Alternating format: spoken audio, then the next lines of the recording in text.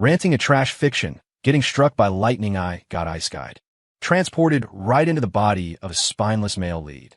The kind who gets his spine snapped blocking a disaster for CEO, Ice Queen, only to get slapped in the face for his trouble.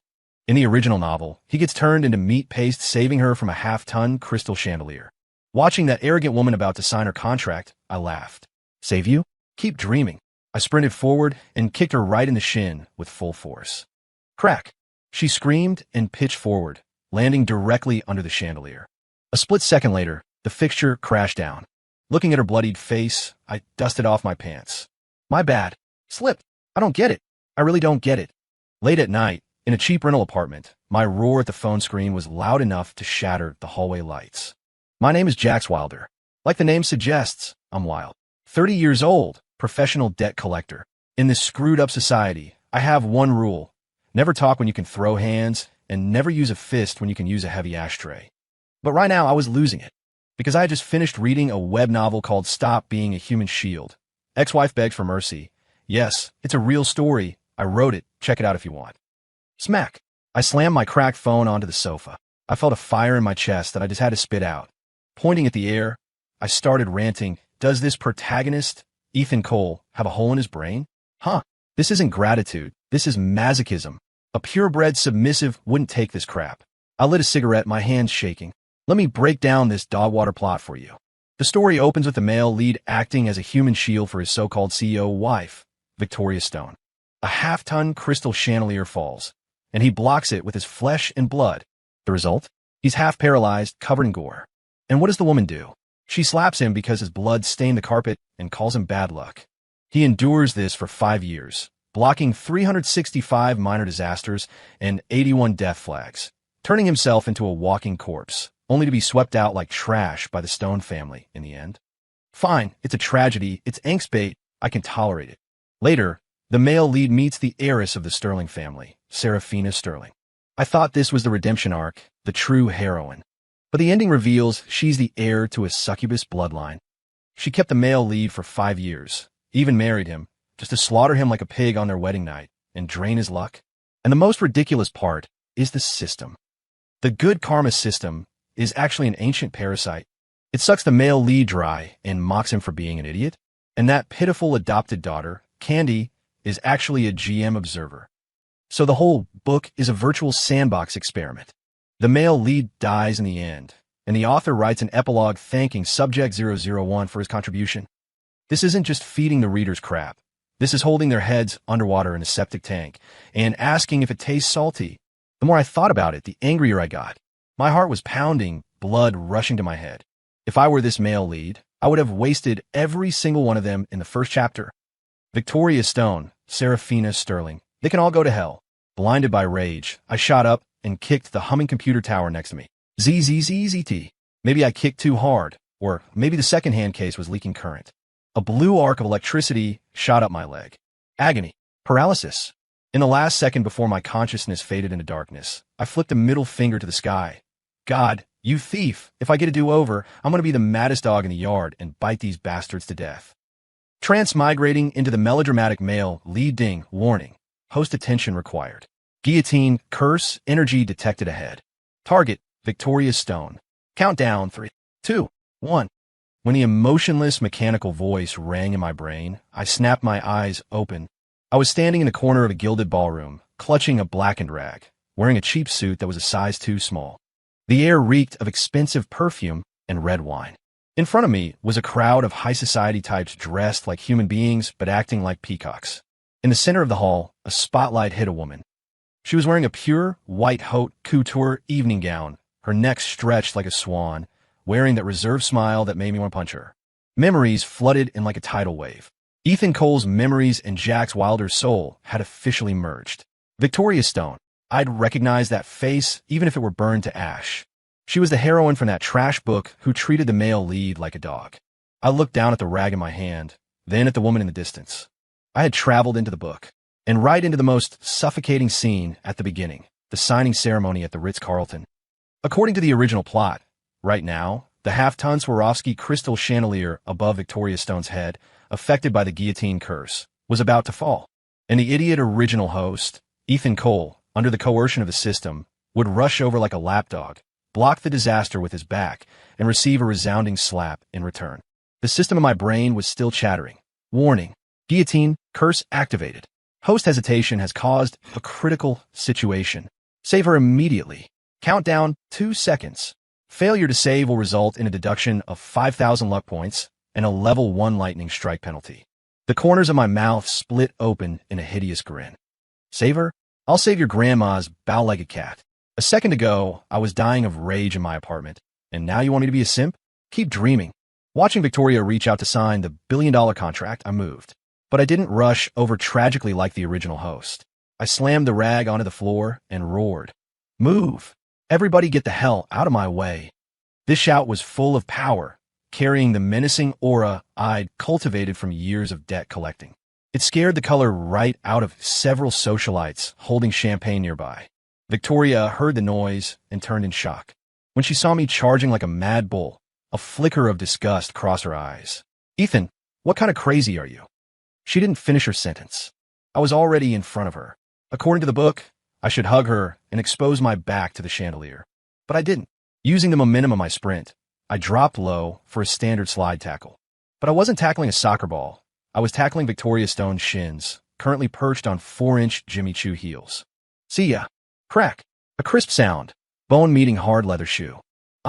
Victoria let out a scream like a slaughtered pig, completely losing her balance. Originally, she was standing slightly off-center from the chandelier. If I hadn't moved, she might have just been hit on the head. But my kick didn't push her away. Because of the angle, it tripped her forward, planting her face down perfectly directly underneath the chandelier. The posture was practically a prostration awaiting death. Almost in that same second. Boom! The crystal chandelier hanging from the ceiling finally gave way, crashing down with apocalyptic force. Bang! That's... The massive impact shook the floor of the entire banquet hall. Crystal shards flew everywhere like a violent rainstorm. Of course, as the heroine with absolute plot armor, Victoria wouldn't die. The main structure of the chandelier smashed into the empty space beside her, but the countless flying glass shards and crystal balls, along with a massive shockwave, gave her a solid bath. My face! My face! A shrill scream came from the wreckage. The room went deathly silent, followed by terrified screams. Oh my God! The chandelier fell. Ms. Stone, save her quick! A swarm of bodyguards and assistants rushed forward. I stood 10 feet away, dusting non-existent dirt off my pant legs. I pulled a crumpled Marlboro Red from my pocket and let it dangle from my lips, unlit. I watched as Victoria was carried out of the crowd. TSK, TSK. Tragic. The multi-million-dollar gown was shredded into beggar's rags, revealing large patches of blood-stained skin. The highlight was her face. Although not destroyed beyond recognition, the high bridge of her nose had clearly collapsed, and there was a large gash on her forehead from the glass, bleeding like a dye shop. This was the power of the guillotine curse. Without a human shield, she had to take it herself. Ethan! Victoria was propped up, her face covered in blood, her eyes spraying fire that wanted to burn me to ash. She pointed at me, her voice trembling. You did that on purpose. You kicked me. You actually dared to kick me. The surrounding guests looked at me with condemning eyes. Who is this guy? How can he be so vicious? Looks like the Stone family's useless live-in son-in-law. My God, not saving her, but kicking her instead? What animal? Facing the accusations of the crowd, I didn't panic in the slightest. I shrugged, looking innocent, and shouted loudly, Oh, honey, you've wronged me. I pointed to the floor. I saw the light about to fall, and I was panicked. I wanted to rush over and save you, but the floors in the Ritz are waxed too damn well. My feet slipped. I couldn't hit the brakes. Besides, if I hadn't kicked you down, that light might have smashed directly onto your skull. You should be thanking me for saving your life. Mad Dog tames the parasite. My words were delivered with such righteous confidence, even laced with a bit of grievance, that Mr. Smith, the European representative nearby, wiped his sweat and actually bought it. Oh, so that is it. This gentleman was rough, but he intended to save her. Kung Fu. This is Chinese Kung Fu. Victoria nearly spat blood. Saving her life? Kicking her directly under the impact zone is saving her life? You. Victoria's eyes rolled back, and she passed out from sheer rage. Quick, to the hospital. Ms. Stone fainted. The scene turned into a chaotic pot of porridge. I stood in the confusion, watching coldly. In my mind, the damned system's voice rang out again, this time full of anger and static. Alert! Alert! Host maliciously harmed the daughter of destiny. Behavior extremely atrocious. Severe violation of system rule number 1. Executing level 1 lightning penalty immediately. Duration, 10 seconds. Consider this a warning. I narrow my eyes, sneering cruelly. Here it comes. The trash system that PUA'd the original host to death. Want to electrocute me? I laughed internally. Fine, let's find a quiet place and have a chat. I slipped into the men's restroom on the first floor during the chaos and locked the door behind me. As soon as I entered the stall, a powerful current pierced my entire body. ZZZZT. Ugh, I groaned, every muscle going rigid. It felt like someone was taking a chainsaw to my nerves. Pain. Absolute agony. For 5 years, Ethan Cole was tamed into an obedient dog by this punishment. But I am not Ethan. I am Jax. I gritted my teeth, refusing to make a sound. Leaning against the partition, my hand shaking uncontrollably, I fished a bottle of industrial-strength toilet cleaner out of the janitor's basket. Then, I pulled out the cheap lighter I used for looking cool. Penalty ended. 10 seconds later, the current vanished. The system's voice carried a condescending tone. Host, this is the price of defiance. Remember, your life is given by the system. Victoria Stone is your god. You must. Must my ass. I cut it off. I unscrewed the cap of the cleaner, the acrid acid smell hitting my nose instantly. System, let's play a game. I spoke to the air, or rather to the bug in my brain. I know you're parasitic in my body. I don't know what kind of thing you are, but according to parasitic rules, if I die, you can't live either, right? The system fell silent for a moment. Host, do not entertain dangerous thoughts. Your death will indeed cause the system to detach, but the system can find the next host, while you will be completely obliterated. Oh, so finding the next host takes time, right? Needs energy, right? And a premium vessel like me isn't easy to find, is it? I chuckled a maniacal sound. Also, I'm guessing pain perception is shared, isn't it? When it electrocuted me just now, I felt a faint tremor deep in my mind. What do you want to do?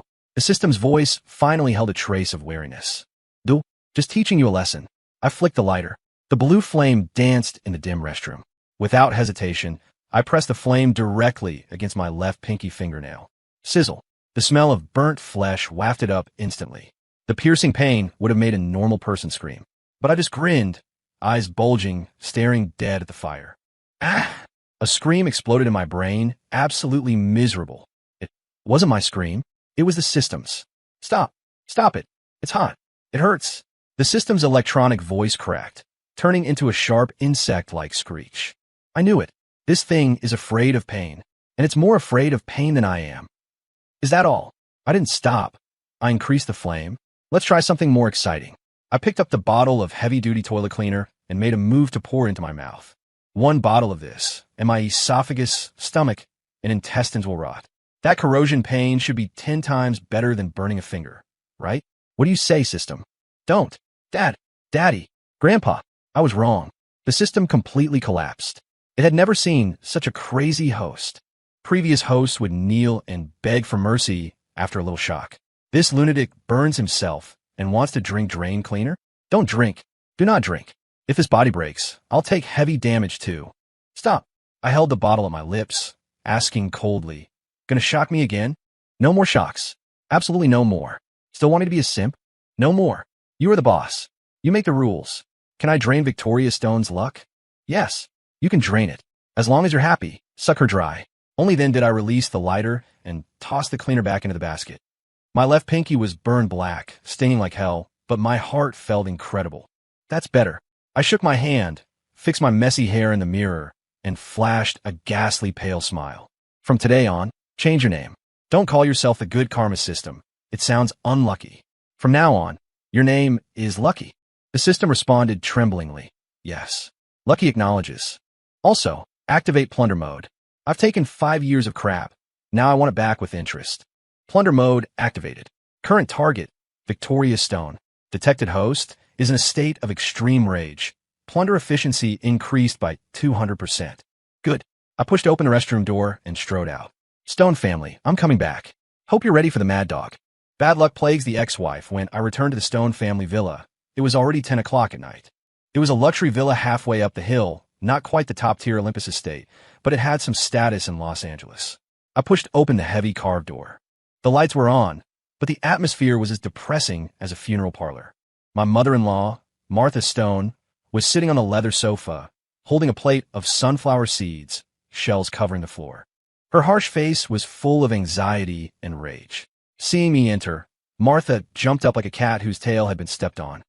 "Ethan, you damn jinx. You have the face to come back." Martha pointed at my nose and screamed. "Victoria is still in the hospital getting stitches. The doctor says her nose bridge needs to be reconstructed. What are you doing? Did you kick her on purpose?" "Huh." Saying that, she grabbed the crystal ashtray on the coffee table and hurled it at me. According to the original plot, the male lead should kneel, crying and explaining he slipped, let the ashtray smash his head, and then pick up the seeds one by one on his knees. But watching the flying ashtray, my eyes went cold. I didn't dodge.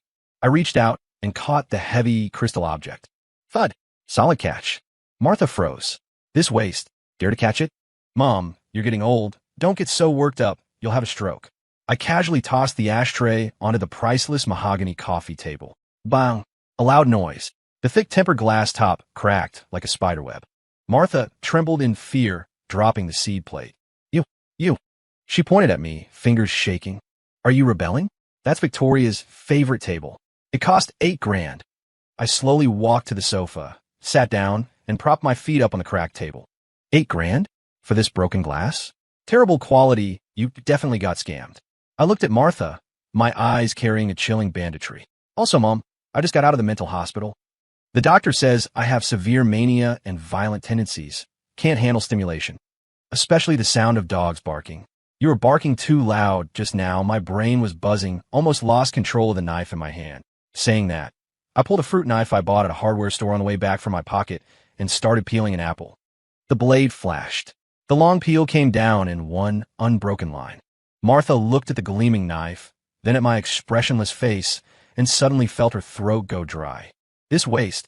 Why is he like a different person? Where did the doormat go?" "You don't try anything.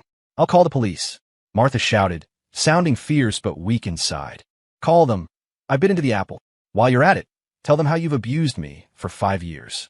With the scars on my body, a forensic exam should get you a cruelty charge, right?" Martha went completely silent.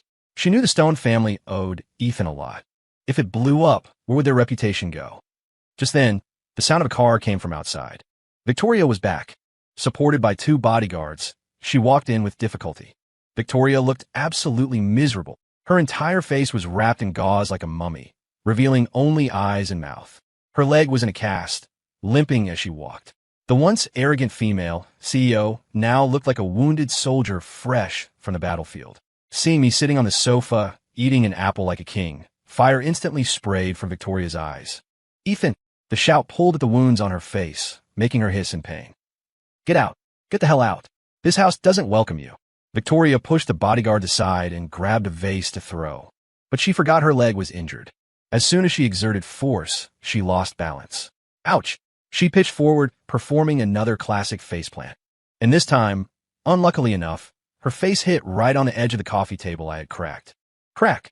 I thought I heard the sound of the newly set nose bridge breaking again. "Ah!" Screams echoed through the villa. "Oh my, Victoria!"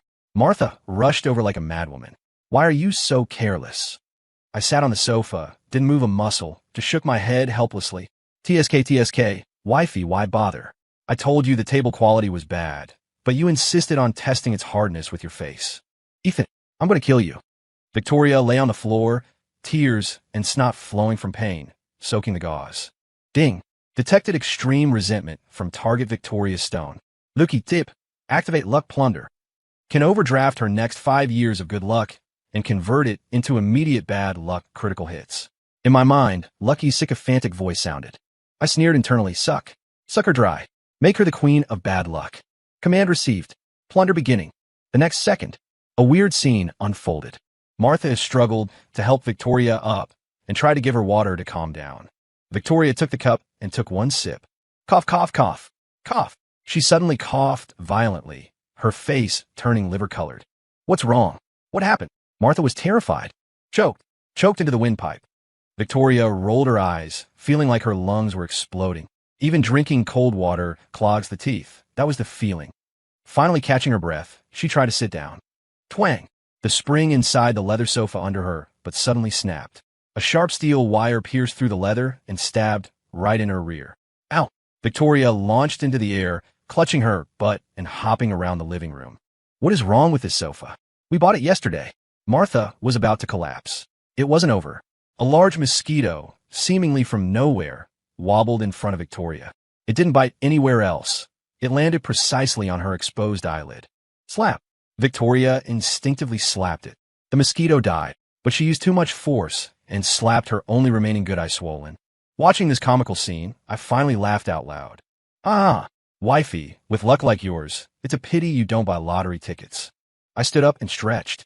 All right, seems the feng shui in this house is bad. Too much negative energy. I'll go sleep in my utility room. Avoid catching the bad luck. I swaggered toward the storage shed in the yard. The doghouse the original host had lived in for 5 years. Behind me, the despairing wails of the stone mother and daughter rang out. The charlatan swallows the bead and reveals true form early the next morning. The courtyard got busy. A black stretch Lincoln pulled in. One of the biggest villains in the book, the charlatan who had Victoria completely under his spell, Master Julian Void, finally made his entrance. I watched through the crack in the utility room door. This guy was dressed to the nines, white tang suit, folding fan, gold-rimmed glasses, looking all ethereal and sage-like. But my mad dog eyes saw through everything. His forehead was dark, his body reeked of dead rats, clearly a result of long-term contact with dark artifacts. Victoria. My Victoria. As soon as Void entered and saw the mummified Victoria, he started an Oscar-level performance. How did it come to this? I was only abroad for a few days. How did you get so hurt? Seeing Void, Victoria looked like she saw a savior, crying aggrievedly, Master Void. It's that Ethan. That Jinx hurt me. You have to avenge me. Don't worry. With me here, no one can bully you. Void comforted Victoria, then pulled a sandalwood box from his chest. This is a 9-eyed Z bead I specially requested from the Jokhang Temple in Tibet. It was consecrated by a living Buddha, capable of blocking 100 disasters and suppressing all evil. It's priceless, but my heart is only with you, so I give this bead to protect you. He opened the box. A dull, grayish bead lay inside. According to the book, this bead wasn't a Z bead at all, but a grave good dug out of a corpse, heavy with necrotic energy. After Victoria wore it, her life force would be drained.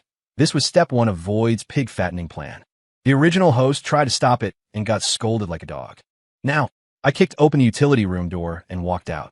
Yo, good stuff, I yelled, walking quickly into the living room. The 3 people inside jumped. Ethan, what are you doing here? Get out. Victoria had psychological trauma, seeing me now.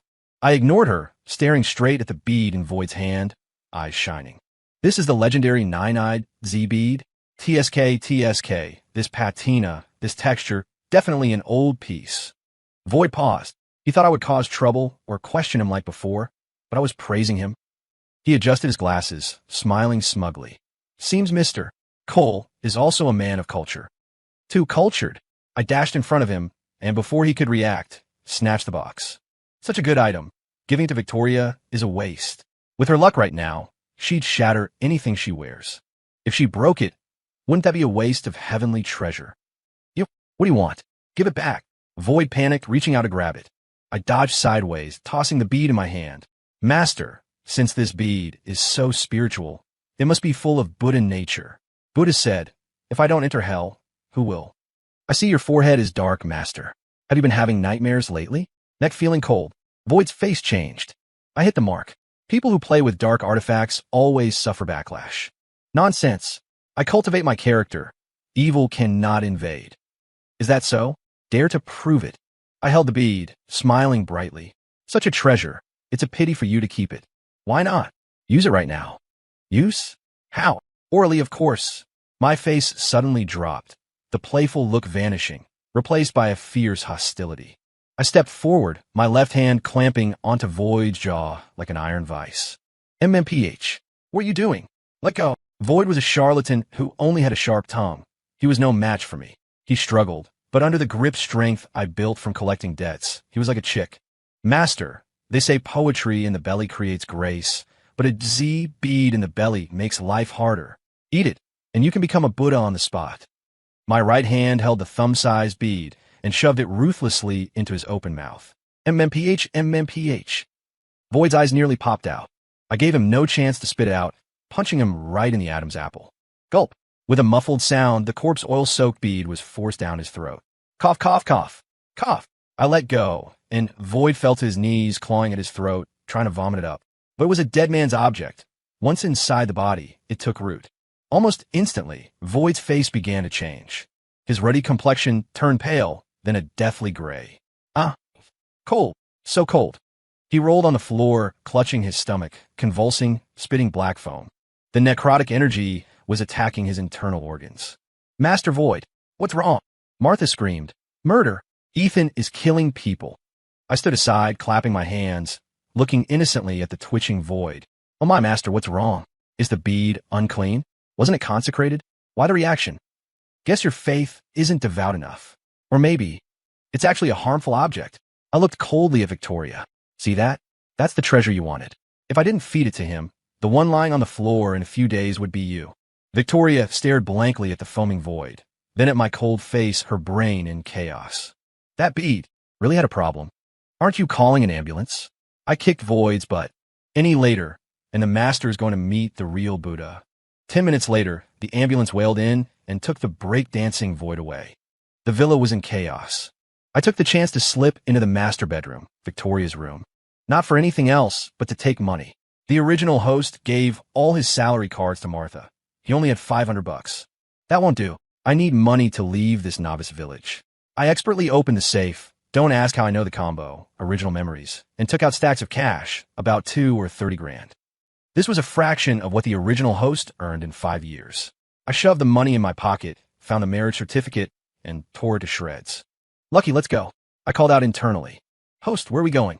Lucky asked cautiously. Where? I walked out the gate, looking at the gloomy sky, a smirk on my face.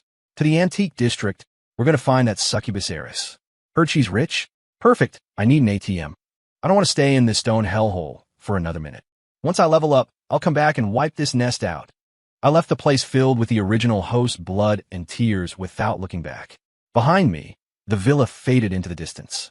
The story of Jax Wilder was just beginning. Auctioning the luck-suppressing sensor for a sky-high, prize-pocketing the 30 grand I swiped from the stones, I hailed a cab straight to the city's antique heart, the old market. Don't get me wrong, I wasn't there for culture. I was there to go fishing. According to the plot, this is the key point where Seraphina Sterling makes her entrance. The original host, Ethan, would use his semi-awakened spirit eye to buy a mudclod for $500 at an unnoticed stall. Then, in front of Seraphina and her dying grandfather Arthur Sterling, he'd peel off the mud to reveal a Ming Dynasty Schwanda sensor. The sensor contained National Destiny Purple Chi, perfect for saving the old man's life. So, the original host gave the priceless sensor to the Sterlings for free, earning Seraphina's favor and starting his life of being kept like a pig. Heh, is that pathetic or what? I spat internally. Give it away? I'm broke. I'm selling this to her. For a sky-high price. This is robbing the rich to feed the poor, my poor. Arriving at the market, I went straight to the corner stall. The vendor was a shifty-eyed middle-aged man pretending to inspect goods with a magnifying glass. I spotted the mud clod tossed in the corner, looking like a broken cat bowl. Boss, how much of the broken bowl? I squatted down. The vendor didn't look up. That's a Ming Dynasty horse trough. 5 grand. 500. I slashed the price. Selling or not? If not, I'm walking. Need an ashtray. The vendor paused. He bought that junk for $10. Fine, fine. You look like an honest guy. Take it. I threw 5 bills at him. Just as I grabbed the clod, a scent of perfume drifted from behind. Here she comes. Even though she tried to hide it, to my thought radar eyes, the succubus scent was overpowering. Sir, please wait. A cool, pleasant voice rang out. I turned. A woman in a Chanel suit was helping an old man in a mouse suit walk over. Seraphina Sterling. Have to admit, the woman was top tier. Pale skin, beautiful long legs, a cold temperament hiding a subtle seductiveness, like a black rose with thorns. This was the ultimate boss who made countless readers scream, wifey, but ended up sucking the protagonist dry. She looked at the mud clod in my hand, a glint in her eyes greed. Sir, the item in your hand catches my eye. Would you be willing to part with it? Seraphina smiled, polite but condescending. According to the script, I should act cool and say it's for the destined one, and save the guy. But I just weighed the clod and smiled like a merchant. Part with it? Sure. I shoved the clod toward her. 10 million. Take it. Serafina's perfect smile froze. Old man Sterling froze too. Even the stall owner dropped his jaw. Kid, are you robbing a bank? That's a horse trough. Shut up. I glared at the vendor, then turned to Serafina. Ms. Sterling, right? I see your forehead. No, I see more money than brains written all over you. I bought this for 500, selling it to you for 10 million. Reasonable, right? Serafina took a deep breath, maintaining elegance. Sir is joking. This looks like not buying. I raised the clod, pretending to smash it. If you don't buy, I'll smash it for the sound. I hate bargaining. Makes me violent. Don't. Arthur Sterling spoke suddenly. He was an expert. Although he couldn't see the purple chi, the inexplicable heart palpitations told him this was no ordinary item. Serafina, buy it. Serafina gritted her teeth. Looking at my roguish face, she was probably cursing my ancestors. The script was wrong. Shouldn't he be a hermit with a pure heart? Why is he a thug? But for the purple chi, which she needed for cultivation, she had to endure. Fina, 10 million. Serafina took out a black card. Password is 6/8. I snatched the card, pocketed it, and shoved the dirty, unpeeled clod into her hands, wiping the mud from my hands onto her multi-thousand-dollar suit. Thanks, Ms. Sterling. No refunds. I turned to leave. Wait, Serafina called out.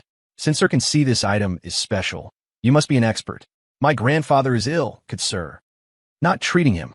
No time. Gotta go home and bring the laundry. I didn't look back. But I see you're rich. You have lots of houses, right? I just got divorced, nowhere to stay.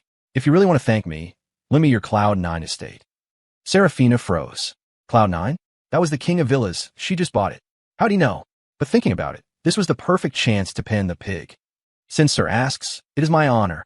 Serafina's eyes flashed with cunning. The doors of Cloud 9 are open to you. I sneered. Want to keep me? Fina. Let's see who tears whose house down. Eating soft rice the hard way, exploding lungs with rage that night, carrying a plastic bag containing my spare underwear, I swaggered into the Cloud 9 estate. The place was nice. Located on the peak, overlooking the harbor, private pool, helipad, gold-plated toilet.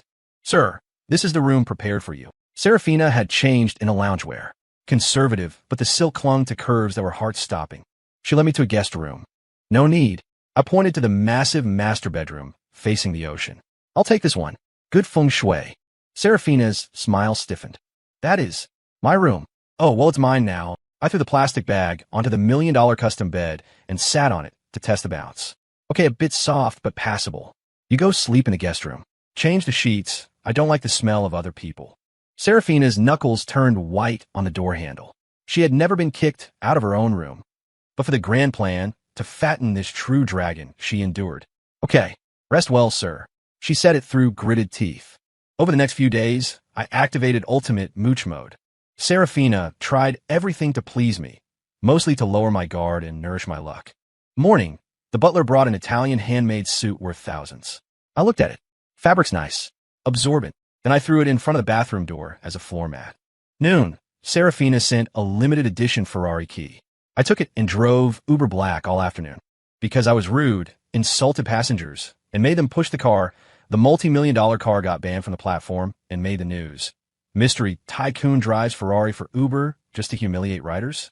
Evening, Serafina looked at the Ferrari with a scrape paint job, heart bleeding, smiling. As long as sir is happy. It's average. Chassis is too low. Speed bumps hurt my back. Get an SUV next time. I tossed the keys into the fish tank. Serafina took a deep breath. Time for the ultimate move. Midnight. I was playing mobile games, score 0 to 10, flaming my teammates. Knock knock. Come. Serafina entered holding warm milk. She went all out. Translucent black lace nightgown, barely their fabric. Wet hair, emitting a strange fragrance, succubus pheromones. Any normal man would have a nosebleed. Mr. Wilder. Her voice was bone-softening. She walked to the bed, leaning over, cleavage right in my face. You're still awake? I heated some milk, helps with sleep. She handed it over, fingers grazing my hand. The original host would have fallen for it and been drained. But I didn't look up, tapping the screen. Put it there. Serafina wasn't giving up. She sat on the bed, thigh touching mine. Mr. Wilder, it's a long night. Don't you feel lonely? She breathed into my ear. I twitched, and my character got nuked. FCK. I slammed the phone down and glared at her. Serafina rejoiced. Finally a reaction? She moved to fall into my arms. I recoiled, pinching my nose. Hey, Ms. Sterling. Do you have body odor? Her smile froze. W what? I said you stink. Like old fox musk. I fan the air. Too strong. Did you drink cologne? I'm dizzy. I lost that match because you gassed me. Serafina turned to stone. Body odor? She's a succubus. That's charm scent. Also, I pointed at the milk. I am lactose intolerant. I drink that, I explode. You want me to crap on your expensive bed? Take it away. Get out. Close the door. Don't let mosquitoes in. I picked up my phone. Serafina stood there, shaking from rage. She, the goddess, accused of BO, and kicked out. Good. Very good. She crushed her teeth and left. Slam. The door shut. I looked at the door and sneered. Playing Tales from the Crypt with me? Check what breed of dog I am. Lucky, watch her. She's up to something. Host. Is this wise? She's a succubus. What if she forces it? Force? She dare not. I lit a cigarette. My luck isn't ripe yet. Like a melon. Forced picking isn't sweet. She's a gourmet. She won't eat until it's perfect. But since you want to play, let's play big. Social death combo the next day. Serafina appeared at breakfast with dark circles under her eyes. She looked at me with a trace of venom, quickly hidden. Mr. Wilder, sleep well. Great. Dream a fox was chasing me, and I kicked it flying. I mumbled through a mouthful of Wagyu sandwich. Veins popped on her hand, holding the fork. By the way, sir, she took a breath. Since you live here, I thought, could you help me with a small favor? Here it is. In the plot, she uses business rivals to test the male lead's power. Spit it out. Who needs beating? 3 companies are targeting a project. She produced a file. The owners are superstitious. Can you check their feng shui? Got it. I snapped my fingers. You want them to have bad luck? Yes. Easy. I leaned back, eyes closed. Lucky work time. Here, Dad. Orders? Check the 3 bosses. Arrange a supreme social death package for each. Roger. Customizing. I thought for a moment, smiling wickedly. First, Mr. Vance. Has a press conference? Sphincter failure. Massive projectile diarrhea. Publicly. Second, Mr. Price. Where's a toupee? Make it fall into the hot pot and get fished out by a waiter thinking it's trite. Third, Mr. Summer. Loves the loyal husband image? Accidental screen share. His secret folder. Nothing illegal, just weird. Like furries. Received. Bad luck generating. Sent. I opened my eyes. Done. Huh. Serafina blinked. That's it? No dichuas. I'm a god. Mental killing, get it? I stood up. Watch the news. Also, I want shark fin soup for lunch. 2 hours later, the business world exploded. Headline 1, shock. Tycoon Vance explodes at press conference. Front row reporters baptized. Picture of Vance clutching his pants, brown stains visible. Headline 2, hot pot horror. Prices toupee mistaken for tripe. Video of a bald head shining and a waiter holding a hairball. Headline 3, social death. Mr. Summer streams special interest folder to boardroom. Serafina sat in her office, stunned. This is feng shui. This is a curse. A dirty, shameless curse. She looked at me picking my teeth on the sofa and felt a chill. What is this guy? His methods are dirtier than a demon's. How's that, Ms. Sterling? Satisfied? You are amazing. Good. I stretched. I'll accept the luck from these 3 companies then. Ding. Plunder success. Luck plus 3,000. Host luck. Fortune, violent version. I felt the warm flow. Building happiness on others' misery. Feels great. Beggar wedding banquet shocks the city while I lived like a king. My ex-wife Victoria was suffering. Having her luck overdraft, she was a walking disaster. Contracts failed, factories burned, stray dogs chased her.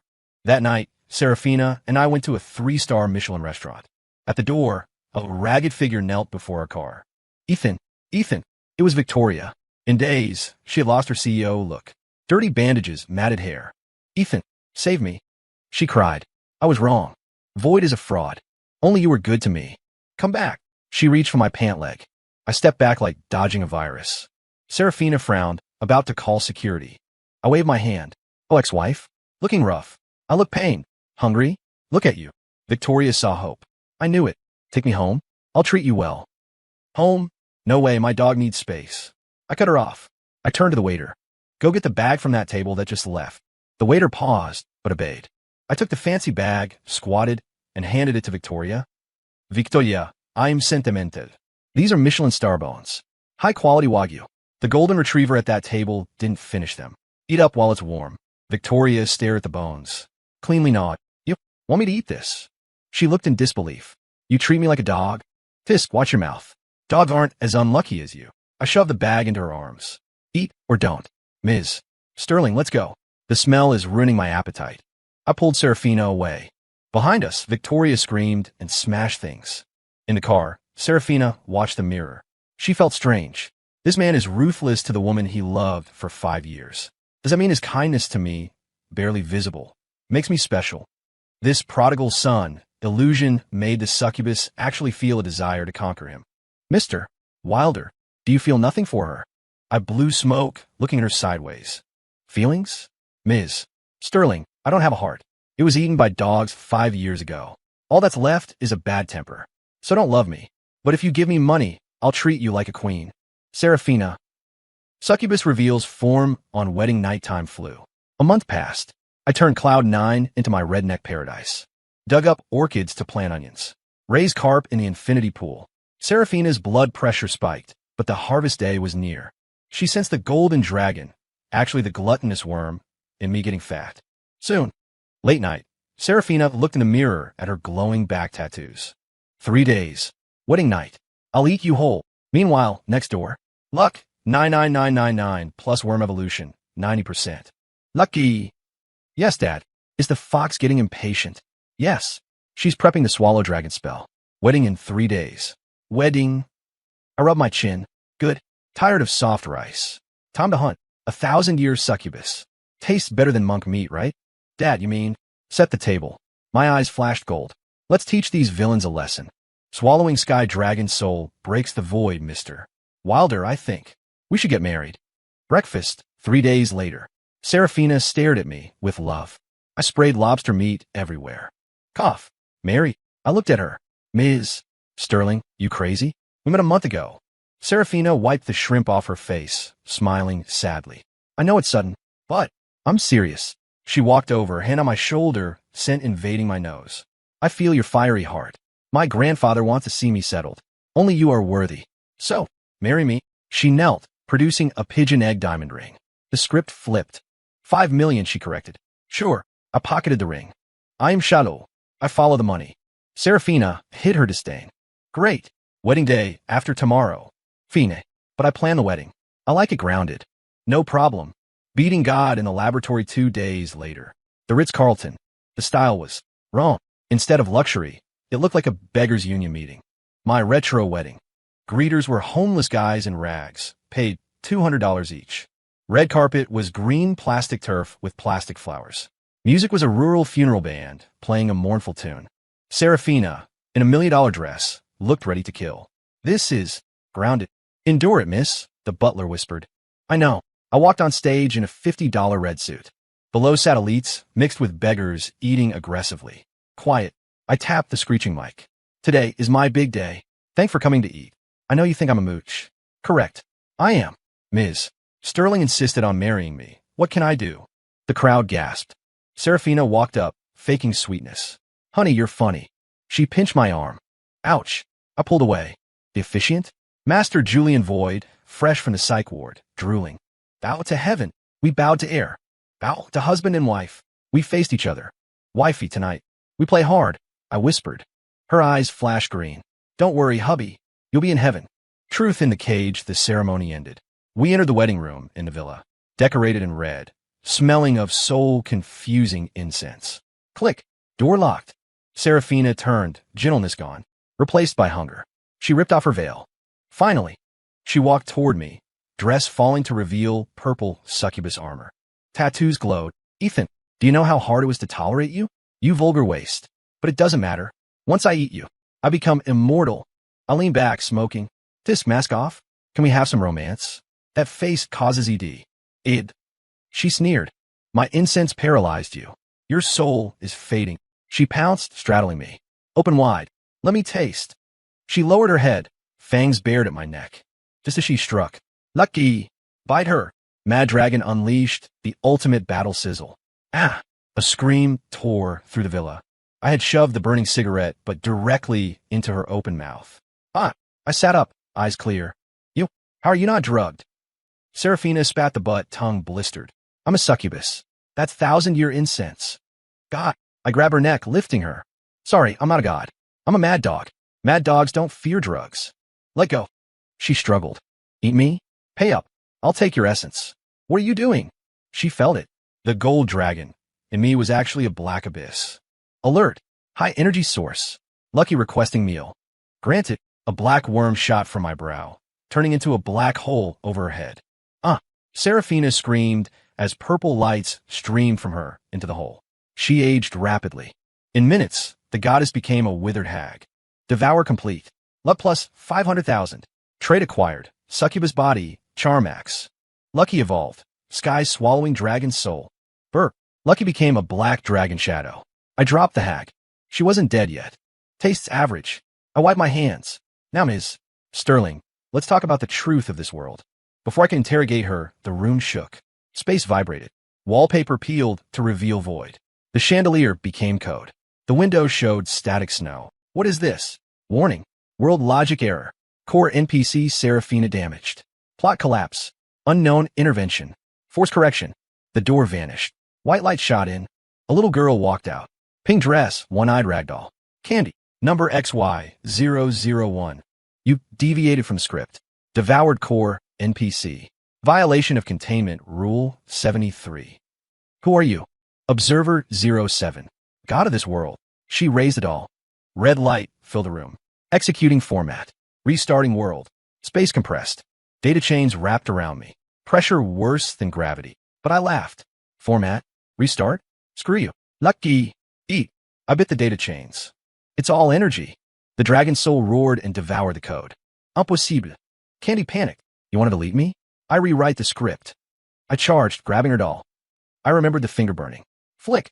I flicked the holographic girl's forehead. That's for Ethan. Then I crushed the doll. Crack. The world collapsed into darkness. Darkness, endless darkness. Weightless. But I didn't faint. My will was steel. Lucky. You dead. Squeak. Dad. I'm here. Upgraded. I can see outside the wall. Outside. Suddenly, light pierced the dark. Hum. I gasped, waking up. I was shirtless in a massive, white, futuristic lab. Metal floor, shadowless lights. In front of me, a 50-foot one-way mirror. Behind it, people in white coats, holding tablets, looked at me in terror. Warning. Specimen XY001 breached virtual barrier. Entity awake. Quick. Tranquilizers. Where is Observer 07? Chaos outside. I looked down. My body was perfect, glowing with gold. Residual energy from the sandbox. Beside me lay a real little girl. Candy. Unconscious, holding a broken doll. This is the real world. I grinned, a smile filled with the rage of the cage. Knock, knock. I tapped the glass. Doors unlocked, right? Let's chat. Fire. Open fire. A supervisor screamed. Ceiling turrets dropped, lasers locking on my head. Hot, tot, tot. A rain of bullets. I didn't move. Lucky work. Looks tasty. The black dragon shadow rose, swallowing the bullets like water. That's it. I shook my head. Weaker than foot water. I clenched my hand at the ceiling. Down. Crunch. The turrets were ripped out and crumpled into scrap. The scientists froze. What power is that? Reality warping. Run. They scattered. The supervisor tried to hit a red button. Going somewhere. I punched the glass. Crash. The unbreakable glass shattered. I stepped through, grabbing the supervisor's wrist. Don't die yet, Chief. Let's talk about the script. I'm a federal researcher. Researcher. I grabbed a tablet showing my file. Dragon's son-in-law script. Nice writing. Self-insert. It's orders from above. Which above? Snap. I crush his wrist. Quiet. Tell me the truth. Or end up like the scrap metal. After some physical persuasion, I got the truth. The Red Dust Cage. A massive facility containing thousands of observation rooms, each holding an anomaly like me, living out apocalypses, empires, sci-fi lives. We were batteries producing source power via emotion. I was XY001, the strongest, the only one with Devour. So raising us like pigs? I kicked the supervisor away. Lucky, can you access other rooms? Yes, Dad. I can chew through the firewalls. Good. Open them all. I pressed the broadcast button. Testing? Hello, fellow protagonists. I'm Jax Wilder, the Mad Dog. I declare, prison break. Lucky. Open the doors. Click, click, click. Thousands of doors opened. Protagonists woke up. Jedi, mages, cultivators. Waking up angry. The base turned into a chaotic battlefield. Chaos, absolute chaos. Explosions, magic, cursing. Who wrote the script where I get cucked? D. A barbarian hacked at scientists. I watch from the window. Dad, where to? Outside. I turn to the waking Candy. You ruined everything, she said. The world needs Source. Not my problem. I picked her up. Let's see the real world. We marched to the exit, the path cleared by angry protagonists. Boom! The blast door fell. Real sunlight. Not a wasteland, but a cyberpunk city. A massive army awaited us. Tanks, mechs. Surrender. You are surrounded. I put Candy down and crack my neck. Surrounded? I looked behind me at the army of gods and demons I released. Brothers. Here. The shout shook the earth. They want to cage us again. Agree. No. Kill them. Then. Attack. I charged. Lucky. Ultimate form. Roar. A dragon blotting out the sun rose. War began. But this time, I wasn't alone. Story complete.